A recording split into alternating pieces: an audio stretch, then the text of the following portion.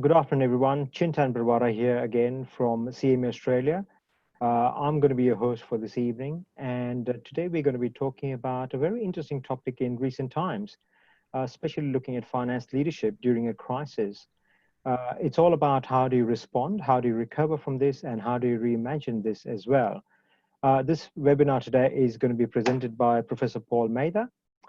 Professor Paul is the Professor of Accounting and Corporate Governance at La Trobe University and La Trobe Business School. And Paul has had previous appointments, senior academic appointments in Monash University as well. So Paul, thanks for taking the time to do the presentation for our members. If you don't mind, if you can just briefly introduce yourself, what you do, and a little bit more about the topic, that'd be great. And then you can share the screen as well. Okay, so welcome everyone. My name is Paul Mather, as Chintan said. I'm currently at La Trobe Business School. I'm a professor of corporate governance and accounting. I was previously head of the business school for about 6 years, head of accounting before that, and had roles at Monash, but I also spent quite a few years in industry with PricewaterhouseCoopers in London, West Africa, trained with Ernst & Young, a lot of industry secondments, etc. So a wide background from across the globe. Another pertinent thing at the moment, I'm also, I know it's another accounting body, but I'll say it anyway because it's actually pertinent to one of the slides I put up. I'm a member of CP Australia's Centre of Excellence in the ESG area. And I, along with a couple of other colleagues, put together a board briefing, and there'll be one slide, which actually is a copy from that. So I'll acknowledge that at the time as well. So I've got various other industry roles as well. I'm a director of a couple of SMEs and so on. Okay, let me share my screen with you and we will get going. Whilst you share that screen, Paul, just a bit of housekeeping. I'll tell people who just recently joined in. The chat function in your Zoom has been disabled. So what we encourage you to do is if you have any questions, type in the Q&A box. What we'll intend to do is we'll have around about 40 minutes of the presentation from Paul, and then we'll take questions one by one. So there'll be plenty of time to answer those questions as well. Over to you, Paul. Thank you. So the magic words here are around respond, recover, and reimagine. And I'll make that sort of clearer as we move along. And the structure of my talk is along these lines. Introduction, the initial couple of days, the various phases of crisis management, which is not something I've made up, by the way. The reimagine is a word that I'm using, but this is kind of textbook crisis management. The three, McKinsey's even talks about 5 phases. I'm going to then talk about leadership in a crisis context, but nevertheless leadership. And then a bit about thinking outside our silos while we wrap up, and we'll have the Q&A. And as we go and start each section, this slide will come up with an arrow so you kind of know where we are at any one point in time. Okay, so I'm just going to use the current pandemic as an example of a crisis, just to illustrate one key point. You're typically hit with multiple impacts. So in this crisis, it's global. There's a health impact, both in terms of society and therefore impacts on your family and so on, your employees, yourself, your customers, so on, and huge impacts on your operations, your supply chains, distribution channels, and all of this obviously then conflates into a big financial impact. So CFOs and finance leaders have a very significant role to play in your typical crisis situation, and certainly the one that we've kind of got at the moment.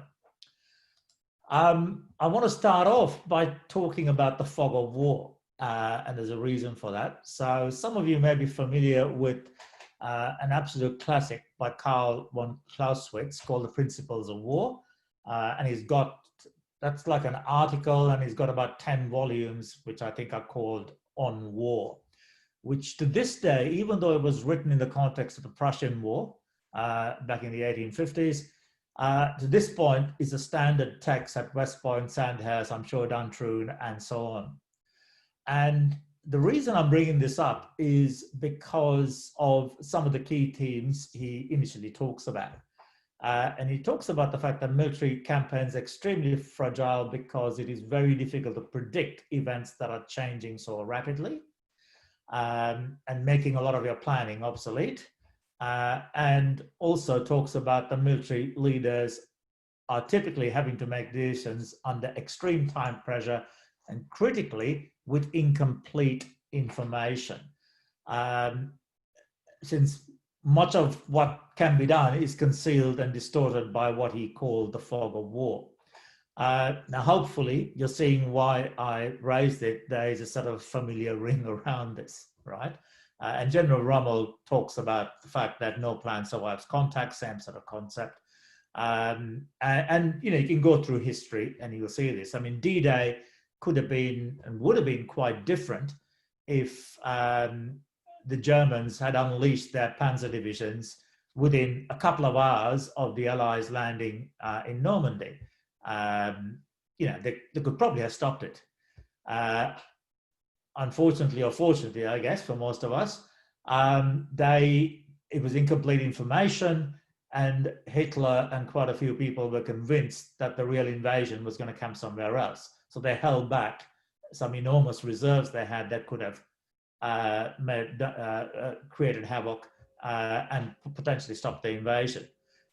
In that time, of a day or two, the Allies were able to land, consolidate, and by then it was too late. But again, the classic under time pressure with incomplete information. So talking about days 1, 2, or 3 of any crisis, and there's various things that need to happen pretty damn quick.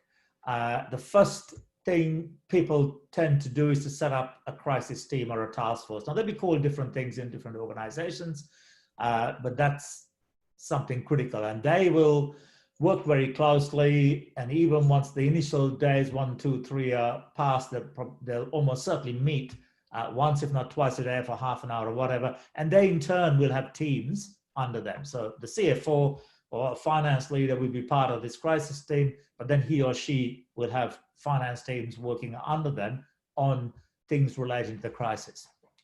And there's a lot of stuff on the operational front, including things like communication plans that need to be dealt with very urgently in these first couple of days.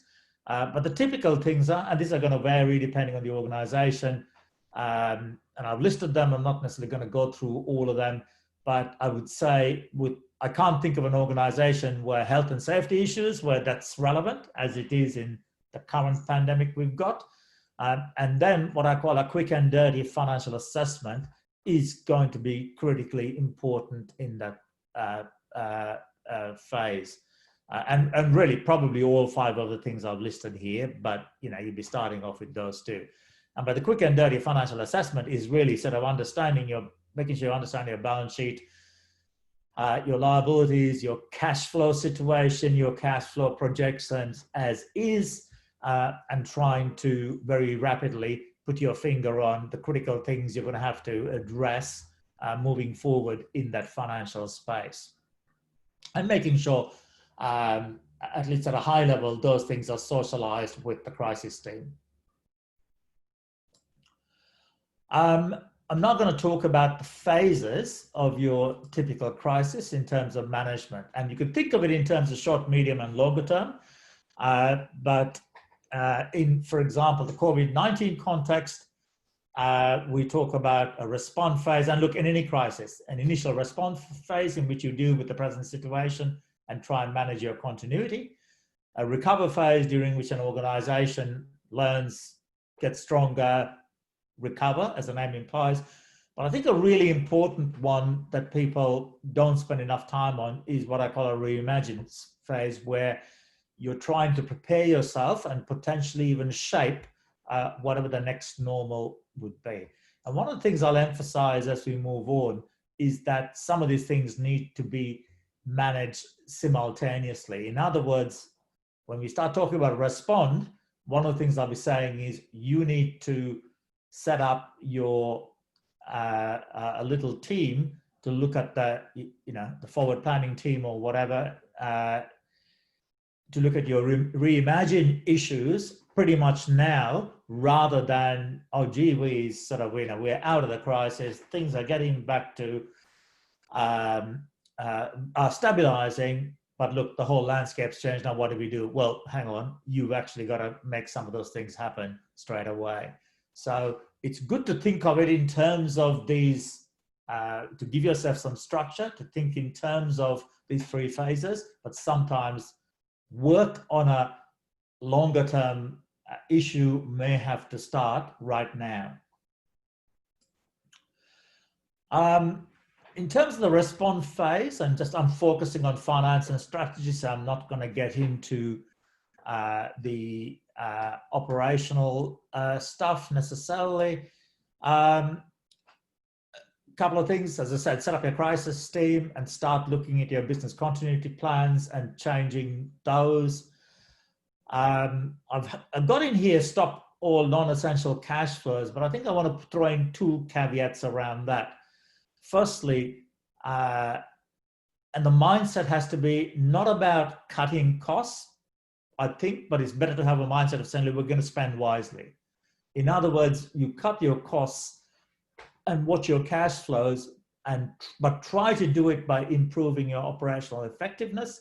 Obviously, if there's any waste, you stop it, whilst trying to protect your growth and sales capacity, right? And that's what those are, is going to evolve fairly quickly. I'm not going to necessarily talk to all of these, but just a couple of things. Obviously, to the extent that a business can create online distribution channels or some sort of alternative cash flows straight away from, given the existing business model, you'd obviously be looking to do that, but you'll certainly be looking to update your cash flow statements. And I think critically, scenario analysis. So in a crisis situation, typically there's a lot of known unknowns. This pandemic's a classic example. You're not going to know when restrictions are going to be lifted. You're not going to know when tourists are going to be let back in, or international students are going to be let in.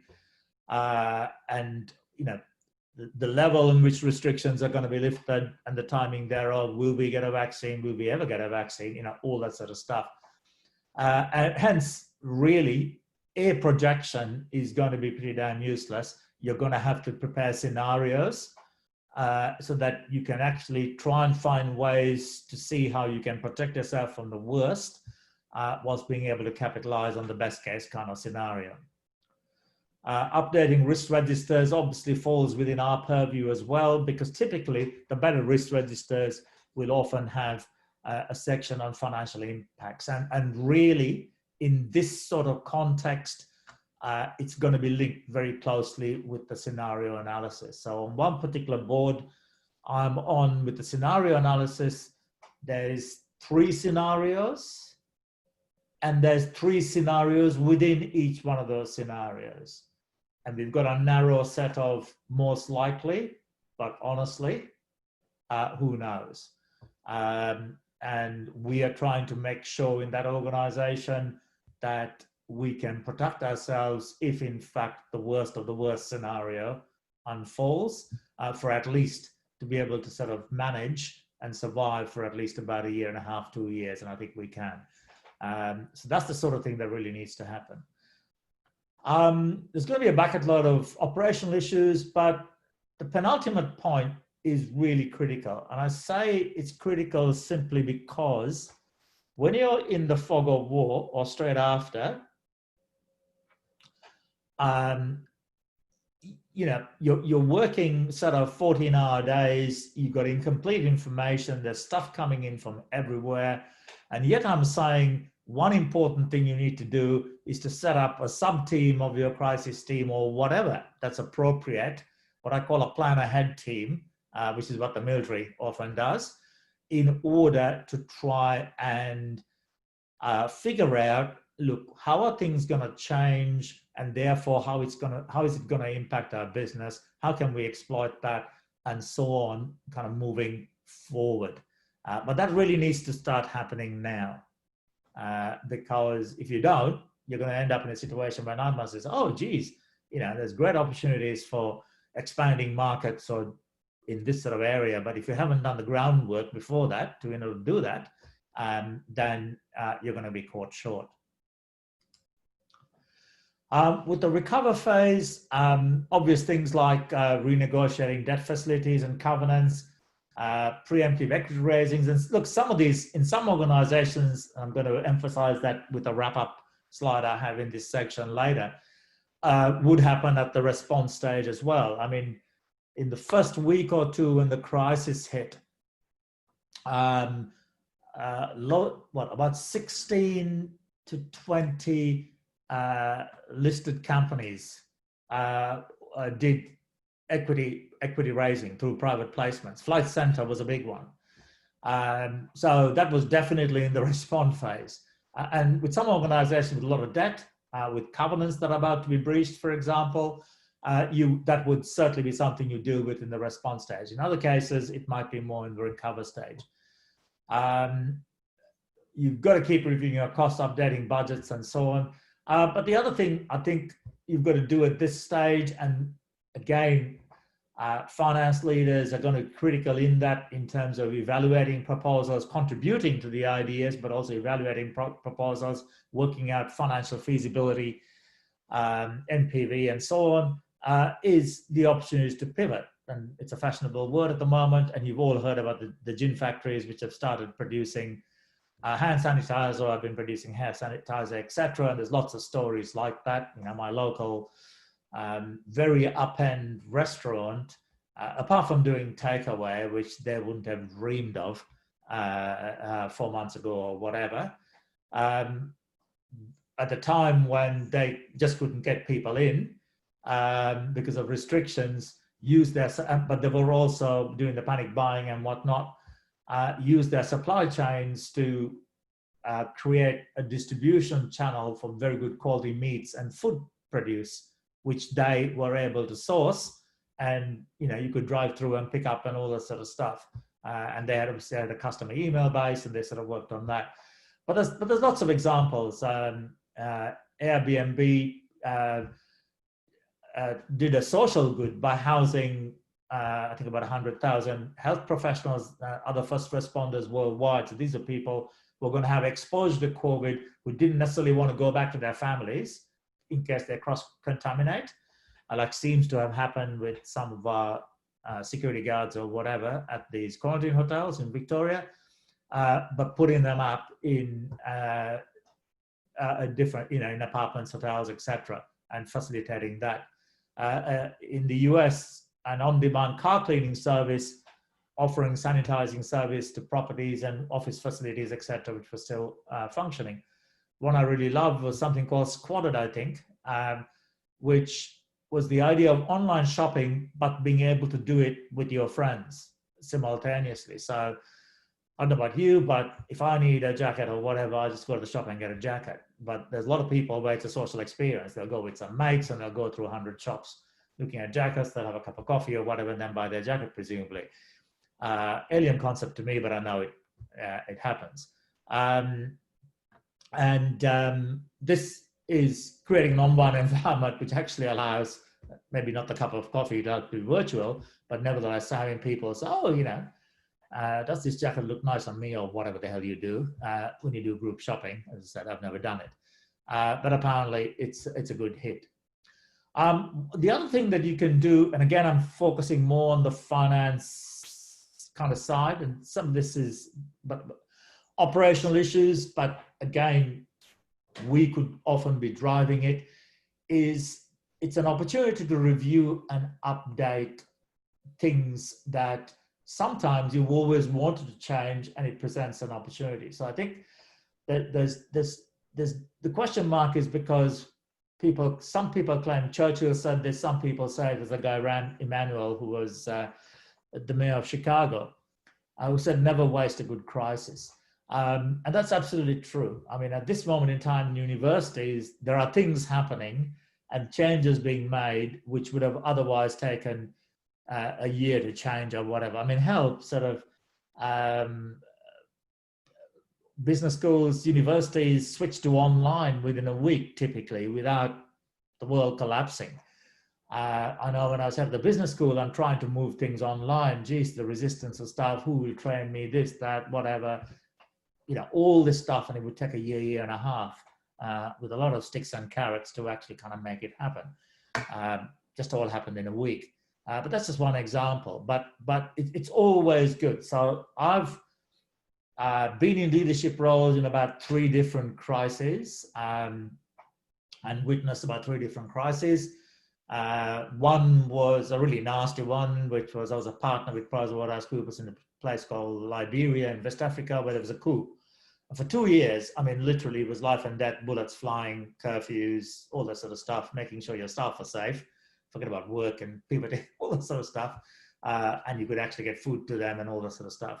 But the other was a big change process around the university, where certainly within the business school, I used it as an opportunity to actually make a lot of structural change and do stuff which would otherwise not have been possible. And because people were caught up in this big, wider thing and all these responses that were happening, you were able to actually make it happen and push it through pretty quickly. So I think that's an important thing to remember.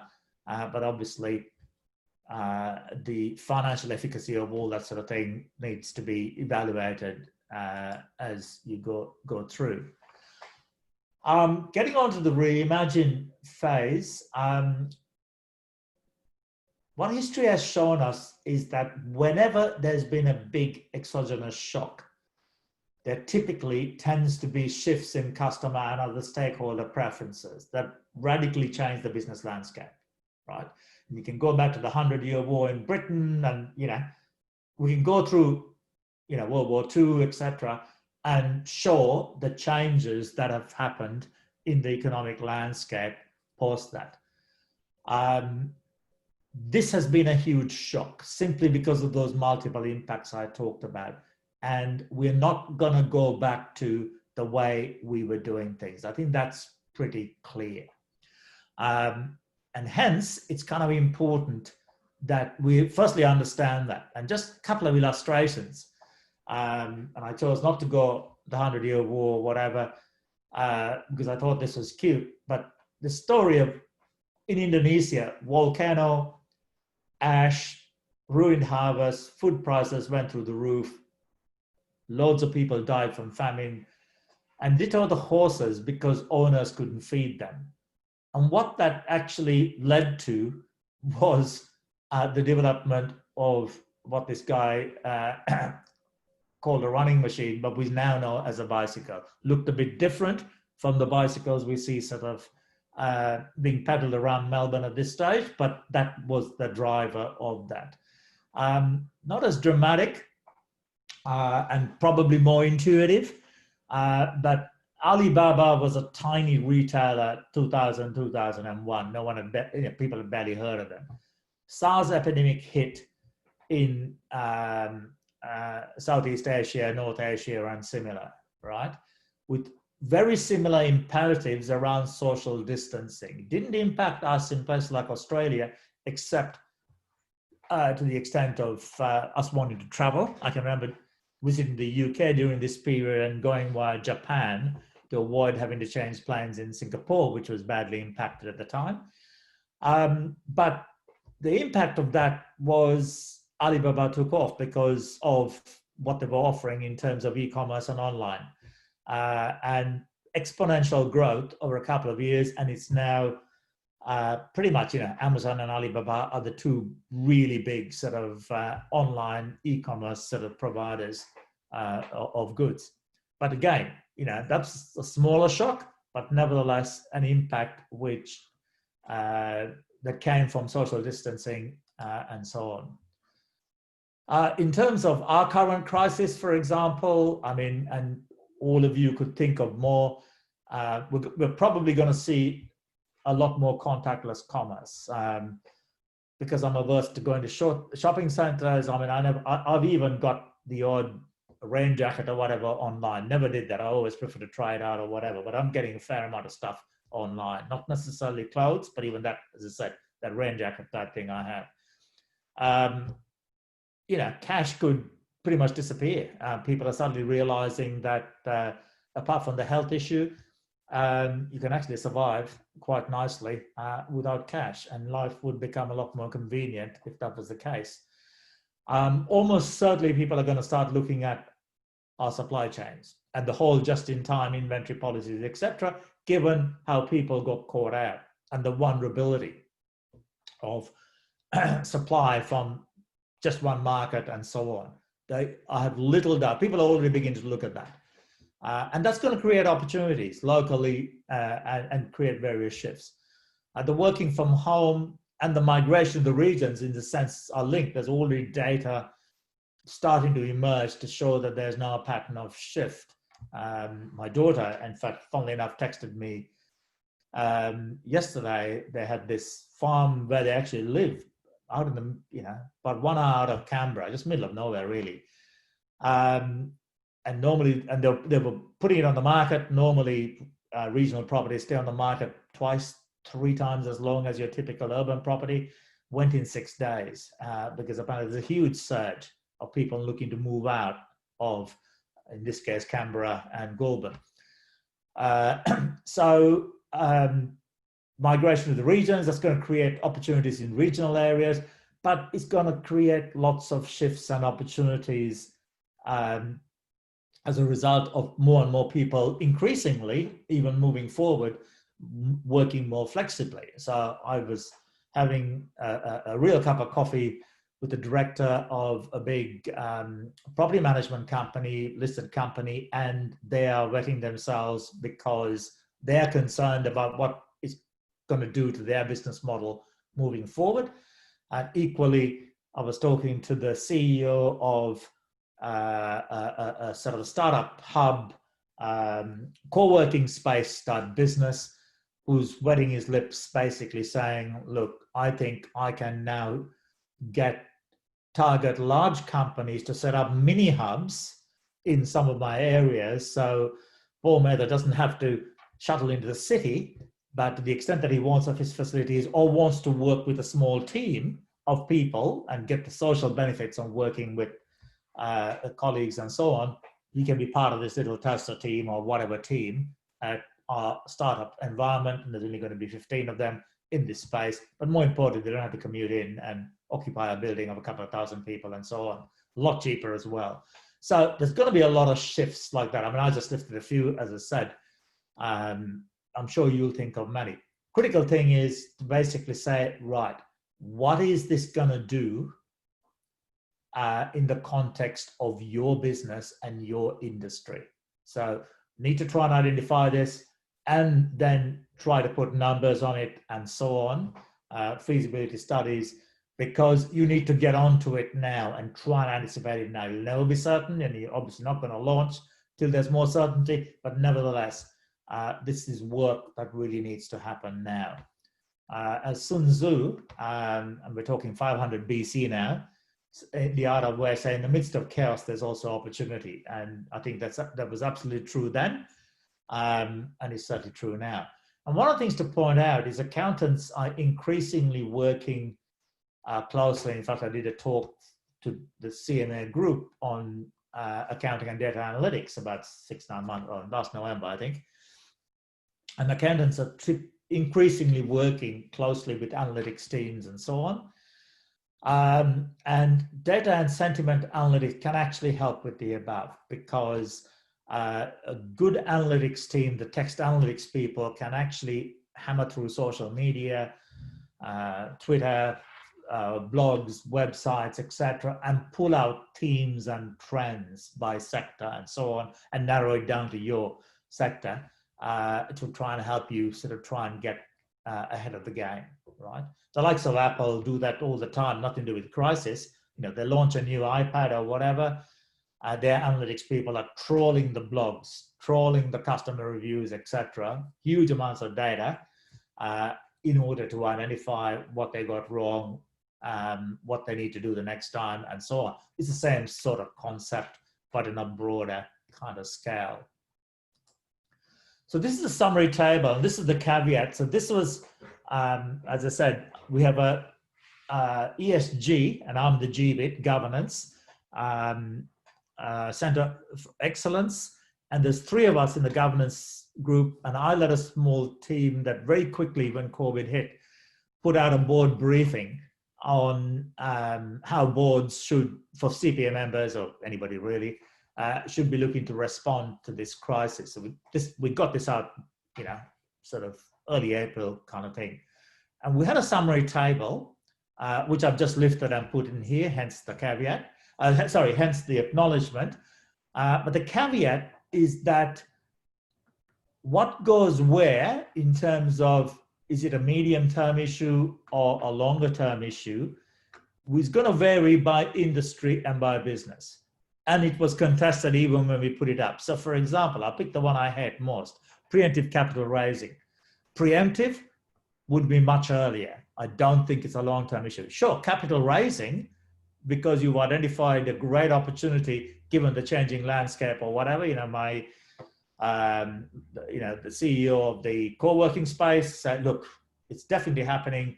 I want to start leasing some new spaces and set it up in a certain way. Well, yeah, sure, you'd have to raise capital, and that'll probably be somewhere between the recover and reimagine phase. But with a lot of businesses, that would be much earlier. As I said, was it Flight Centre? Flight Centre and about 16 or 20 other listed companies went to market in about the first 2 weeks of the crisis, okay? So some of these are gonna vary. So I've just summarized various areas across not just finance, but across the board, and then kind of indicated where you would look at it, with the big caveat that some of this timing really needs to be adjusted. If I had my way, I was overruled, that would go in somewhere earlier. It was 2 to 1, so I just let it go. But nevertheless, it kind of gives you an idea and a bit of a framework of things that should be looked at different points in time. I understand that the talk will be recorded, and possibly the slide deck will be available to review as the talk progresses. I'm not sure how Chintan does it, so you'll be able to see this. I'm not going to sit talking through each one of these points. Another thing relating to this is that this sort of crisis is a great opportunity to really stress test and change your business continuity type plans. And really, organizations should be regularly conducting simulations around risk events and around their plans. So again, I keep going back to the military because the fog of war concept comes very close to the typical business crisis, this sort of crisis we're dealing with. A lot of common characteristics. Now, they run war games and things very regularly for exactly that reason. They're stress testing their plans.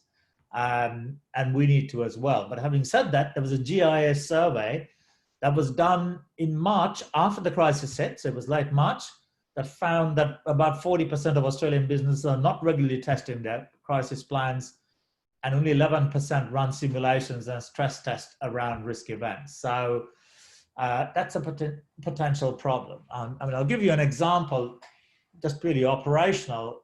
When I was at Monash, I was at the Clayton campus in the Menzies building, tallest, ugliest building on campus, 11 floors or whatever.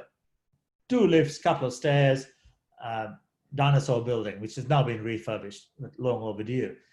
The first time they decided to run a fire drill, it was in my time, the fire department who came advised that if there was a real fire, something like 60% of us in that building wouldn't have survived, would have died, right? But of course, from then on, it was a pain. Backside, the fire alarms would go in the middle of something, and you had to evacuate, and they improved the processes. And that estimate came down quite dramatically, and you could see the difference over time. So really, that's important. I'm not going to dwell on this, but I just want to leave you with one thought as well, that climate change is a huge risk that a lot of businesses recognize in their risk registers. Maybe not short term, but nevertheless, potentially it's going to vary from business to business.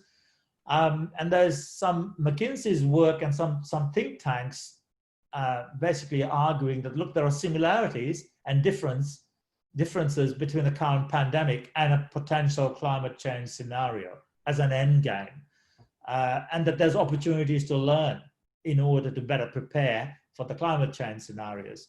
So that's worth kind of thinking about as well, just slightly out of left field. One of the things I want to stress, and it goes back to what I said earlier about the mindset of, look, spend wisely as opposed to just cut, is a Harvard Business Review article published way back in 2010, which went back over a number of recessions.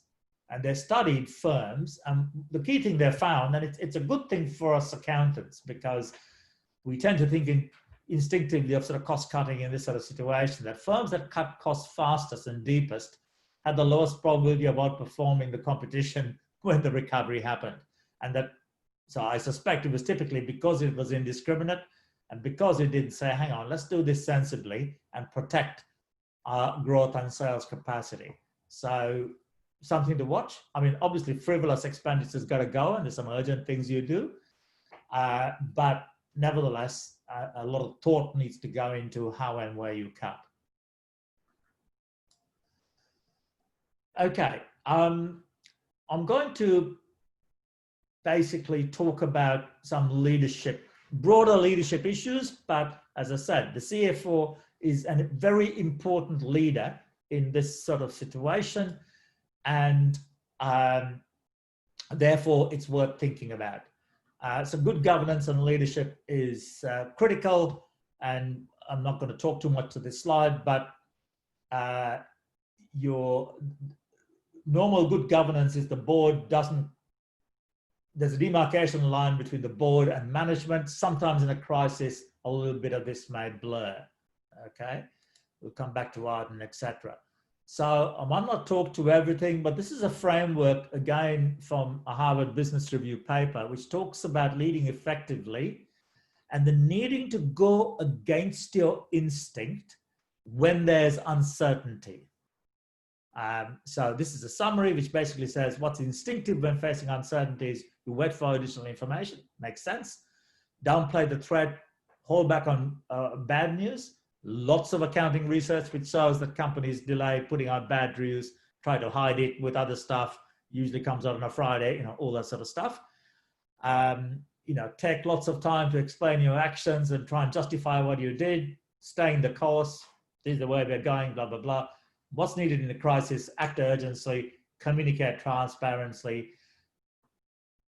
own up when there's been a mistake and focus on solving the problems, and constantly update that path you're navigating, because the situation's dynamic and it's changing. And we'll talk about some of that. And I'm going to talk about Arden and Johnson and Scott, make references to various political leaders as an easy way of getting that across. I want to say it's meant to be apolitical. I don't give a stuff about their policies, left, right. It's about leadership and communication, largely, okay? So importance of acting with urgency rather than waiting for information and clarity, which is instinctively often the right thing to do in a normal situation, can be quite dangerous.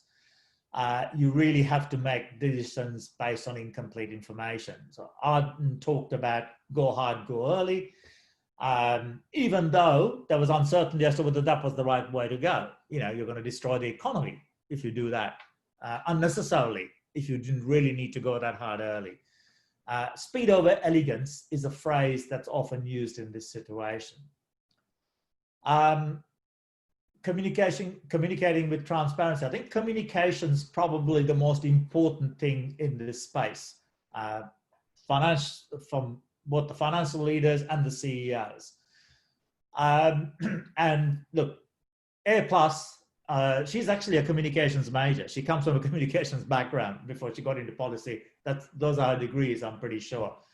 But absolute clarity. I mean, one of the things before we did was the 4-level COVID alert system based on fire risk systems that were already in use. And therefore, there were very clear expectations for New Zealanders of what it meant at each stage. We did that, but it was kind of the reverse in that fairly late, we talked about the fact that, well, we're now at stage 3, and when we relax, we'll come down to this stage. It was more about relaxing, although now we've gone up again in some suburbs. But this was one that came out straight, very clear and transparent. Score more, and I think overall the Australian government's done an amazing job.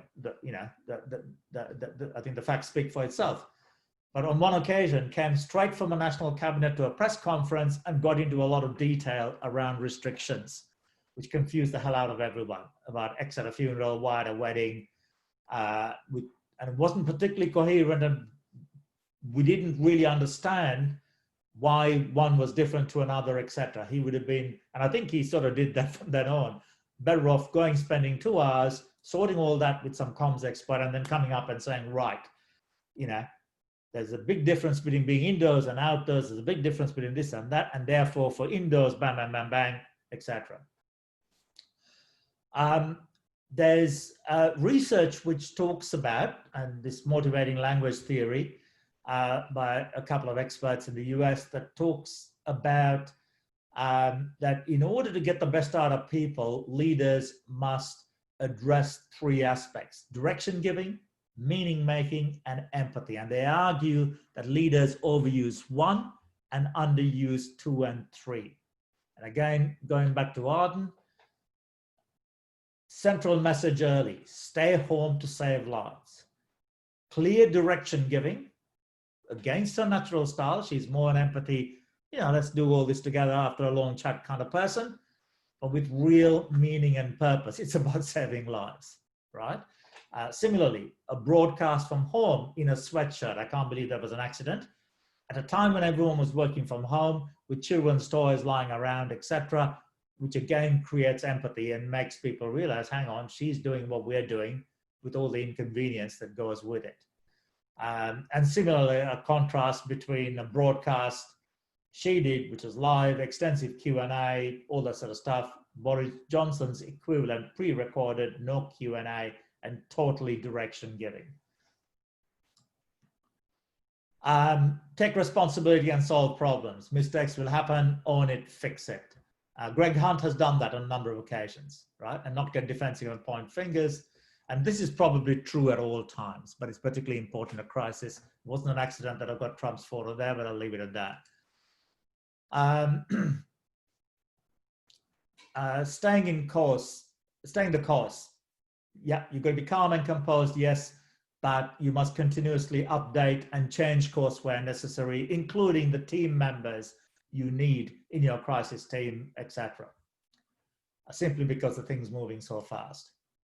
And for me personally, I guess 2 things: maintain composure, stand tall, don't look like the world's collapsing around you, because people that expect that of your leaders, and keep going back to purpose. I'm just going to finish off by a word of encouragement to, and this is probably true all the time, but just think outside silos. Accountants and finance leaders moving forward are going to be, in the 4th industrial revolution, a lot more than the number crunchers. And we need to think broadly, we need to think laterally, and so on. And certainly in this crisis situation, but in business generally, learning from the military is big. I'm not going to talk more about sort of on war by one Clausewitz, etc. But this is a classic where a lot of the principles there do apply to crisis management, but there's other stuff as well that's worth exploring. General Stanley McChrystal is a US Army. He ran the Afghan theater, for example, head of the Afghan operations and so on. He's now a senior fellow at Yale, consultant, has written some bestsellers targeted at business about leadership, My Share of the Task, Team of Teams, etc. And I recall listening to a TED talk where he talked about those who depend on us need their leaders on their feet. And that was actually a war cry I was using with one of my leadership teams at a time when they were flagging because of the pressure they were facing from staff because we were cutting jobs and all this sort of stuff. And again, I went to a leadership program at Wharton Business School, which is one of the top business schools in the world. About 60% of the program was done through the Battle of Gettysburg, Shakespeare, and one of the battles in Henry V and so on, and learnings from that. So there's opportunities learn from other areas. Can't finish without sport. Rod McQueen, very successful the last time the Wallabies won the World Cup. He was one of the first rugby coaches. He wasn't a very strongly credentialed rugby coach. He brought in business principles to organize their training and the Wallaby rugby setup. Alistair Clarkson did exactly the same thing with Hawthorn. I taught the bag on an MBA program a million years ago, reorganized their football program, etc., and the rest is history. James Scott pains me to say this because I'm not a great fan of the All. I respect them, but I'm not a great fan because of all the pain they inflict on the rest of us. There's a book about which is titled "What the All Blacks Can Teach Us About the Business of Life." This is referenced at top US business schools. The US Navy SEALs work off this because they work in teams, and it's an amazing, simple read. They've got chapters, pardon the expression, I think it's even called no arseholes or whatever. They certainly talk about that in the thing. It's about culture and values in an organization and so on, right? So I think my parting words of wisdom is, as a leader, I learned a lot from what I used to do as a rugby coach in terms of coaching teams, managing people, and so on.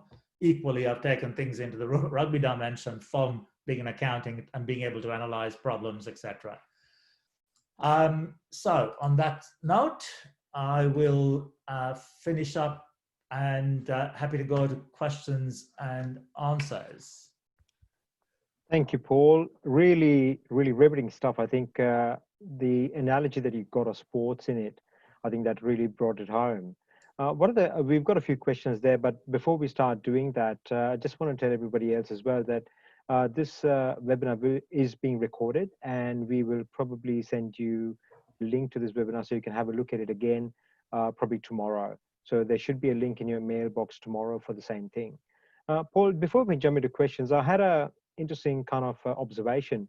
You mentioned a lot about business practices and how people have adapted to it. And there are numerous examples of small business owners like the cafes and things of that sort, which are quite agile. And because of the size, and they're quite nimble as well, and they have actually gone outside their comfort zone to make ends meet. Would that be true to some of the large retailers in the marketplace? Like, for example, in Australia, we've got Myers, David Jones, things of that sort. They actually probably have struggled with the whole concept of gearing everything towards online. And maybe because of such a large scale, they're probably not agile enough. Any observations on that? Look, you're probably right with the examples you've given. You could argue it's survival. You could argue that it's about, I keep talking about going back to purpose. I know there are a lot of cafes and places, even when they were doing the takeaway only. I can remember talking to one of my local cafes, which says, look, it's barely profitable for me to do this.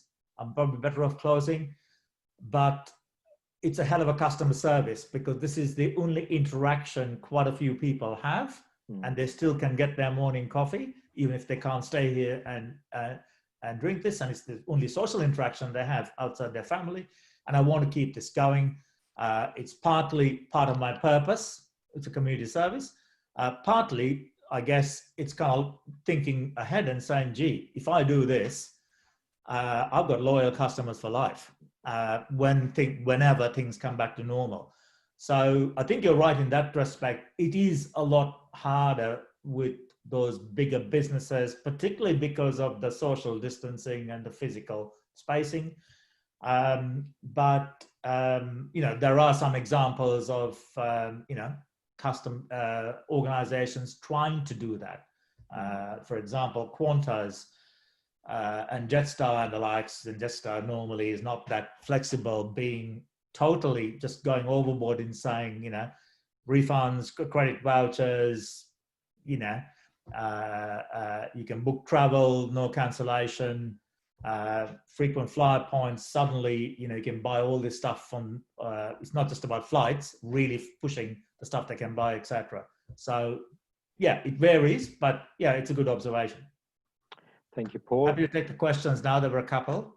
Yeah, so Paul, if you can read out the question and Sure. answer, that'll be a little bit easier for the recording as well. Okay, so the first question is, what if your quick and dirty financial assessment shows losses? Typically they will. Do you sacrifice customer safety, employees, and the environment to bring in profits? Are these non-essential cash flows? Let's break it down. Absolutely not overall. I mean, you can't sacrifice customer safety or your employee safety.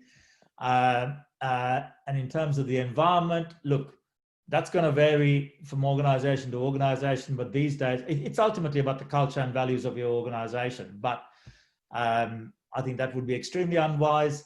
And you certainly, I mean, purely, let's be accountants here. Let's just not care about anything except the numbers. If you sacrifice your customer safety, that's going to come back and bite you big time, right? Because somewhere along the line, something unsafe is going to happen.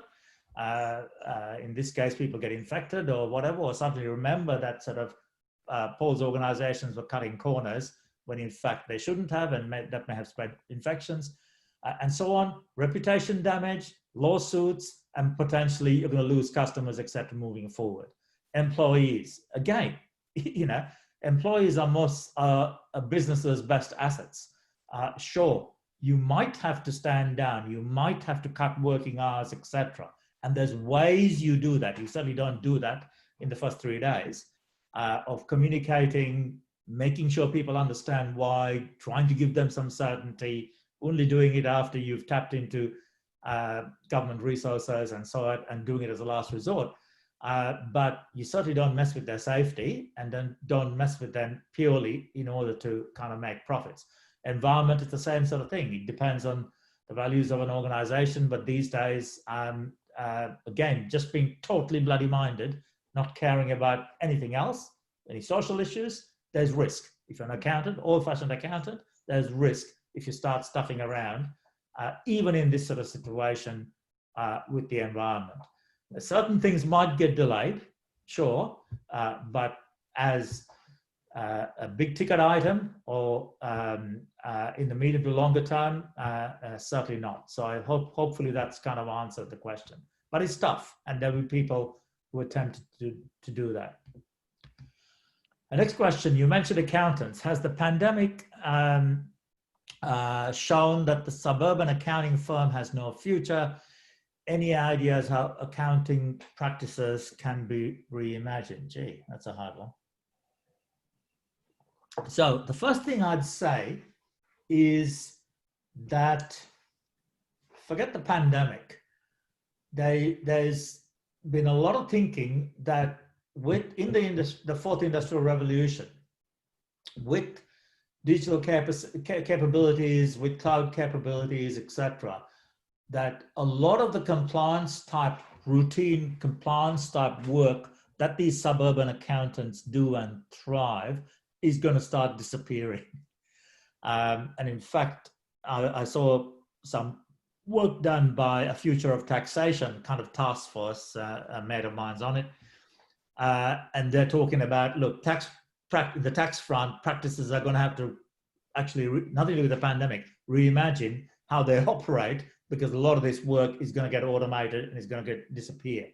So I think to some degree, suburban firms that are not prepared to adapt and move to more value-adding advisory service on top of, and just making the compliance type thing a bit of a sideline and really adding value to clients and so on, are going to be a dying breed, leaving aside the pandemic. The pandemic is probably potentially going to do things to different firms for different reasons, simply because of work drying up. But by and large, the feedback so far has been almost the opposite. So I was talking to a small, it's not a suburban firm, but a small practice out in Mildura. A bloke who knows, he says, look, I'm working 14-hour days because my clients need help to navigate their way through this crisis. They don't really understand the government incentives, how to maximize them, JobKeeper, etc. So they're doing all that work, and that, again, they're going back to purpose and saying, but we must do this, even though it's killing me, and I'm sacrificing this, that, and the other. We are going to do this because it's a service to our clients, and then, of course, they're never going to forget this. So there's an awful lot of practices that are using, that the pandemic is presenting a great opportunity to actually, in the short term, sort of, they've got more work, but actually build their client base, build client satisfaction, and help their clients and so on. But as a longer term thing, because of different issues, there's a problem. Yeah. Oh, my friend, I'll just add to that, Paul. Yeah. I think I was speaking to a lot of accountants, and especially suburban smaller practices. They actually have been very busy over the last couple of months' time. The main reason why is understanding accounting implications of all the government assistance and tax practices that have been updated on a regular basis. They have been fairly busy. Now, the other part of that, what feedback that I've received is that it's okay that we are busy, but I'm not sure whether my clients are going to pay me for their advice. So it's really a catch-22 there, whether you keep updating your information and helping clients navigate through this, keeping in mind that you might get future revenue from them because you've been doing the right thing at the right time. Yep, that's a good point. So there's that issue. People I've spoken to are less concerned about that, but more concerned about the fact that in the long term, they are fairly certain that X% of their clients will not survive. And, obviously that's a bad thing for the client, but also has implications for the practice. So yeah, look, it's a very dynamic situation. I'm not giving right answers here. But with the suburban accountants, it's a good reminder that unless they adapt, nothing to do with the pandemic, because of other changes that's happening on the digital stage, they're going to become dinosaurs. And some of them are adapting quite well. Some of them, I suspect, are going to struggle. Okay, my friend Yannick has asked, can you stress test for a black swan event? Probably not. The reality is probably not. It is extremely difficult to, and I don't think many people can admit to stress testing for these sorts of simultaneous impacts. Universities, I'll take universities as an example, who had some stress back in 2010 when there were some unfortunate incidents, and which were really blown up in the Indian media far more than they were, with Indian students and safety in Australia. And basically those big things about sort of, well, we need to diversify our markets and we can't rely on one market. And there's been some stress testing around that. But who on earth could have predicted zero overseas travel in or out? And then the implications for even running classes and doing things with your domestic students. So I'm just picking a university example. The reality is no, a real black swan event, you probably can't. But nevertheless, that shouldn't stop you sort of stress testing for big chunks of it or big things that could kind of happen, which will hopefully stand you in good stead. There's one more question. In some countries, business in this COVID crisis are highly dependent on government policies such as lockdown. This makes uncertainty for them in terms of when they can return to normal business. In addition, they still need to pay all their fixed expenses.